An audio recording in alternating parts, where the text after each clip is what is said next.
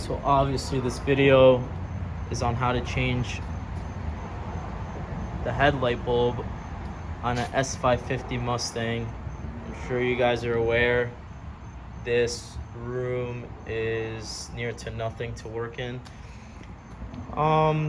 Yeah, so for this particular video, you're not gonna be removing the front bumper. So some tools you're gonna need is a precision screwdriver, Phillips preferably,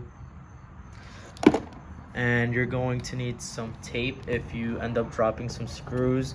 I taped the magnet to the end of the Allen key to get this little sucker that fell out inside the housing of the headlight, so you got to be careful for that.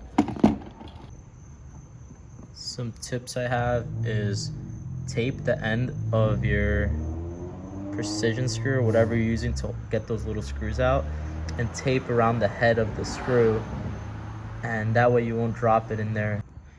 And the model is pretty much D3S for the high beam and low beam of a S550 headlight. I got these from eBay, and I know online they're like $80. I got these for $15, so we'll see how it holds up. I'll kind of comment a month later and see if they're still holding up and the difference.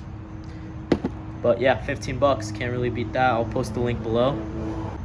Oh yeah, I forgot to mention, you're definitely gonna need some nice tunes. Okay, so you're gonna kind of need to have not huge hands to kind of fit your arm through here. As you can see, it's still struggling, and you're gonna kind of want to alternate using your right hand and left hand, but it's not that easy and you will get some scratches. Not terrible.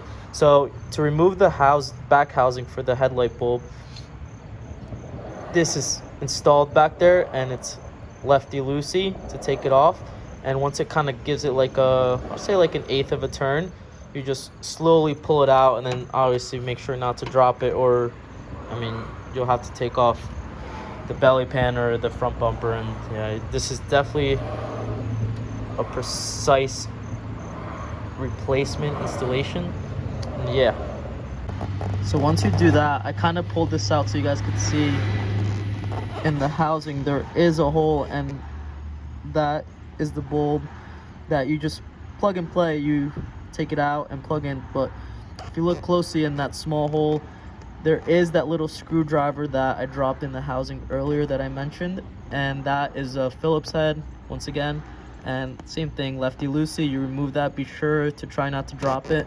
And the method that I use to kind of avoid removing this whole kind of bracket that holds the bulb in place is I kind of bent it out.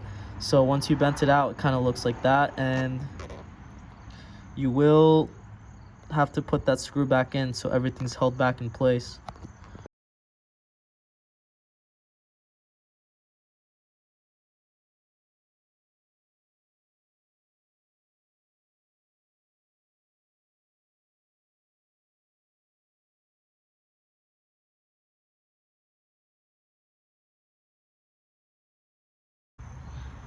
Now the other side will be a lot easier, the passenger side. And same thing, a set screw, bend that bracket to the side, pull that out, be careful not to mess up your bulb. And I find it easiest if you latch the bulb on first and then plug and play at the very end. I found it a lot easier. And yeah, that's it. As you can see, the front bumper did not have to be removed, and everything works perfect.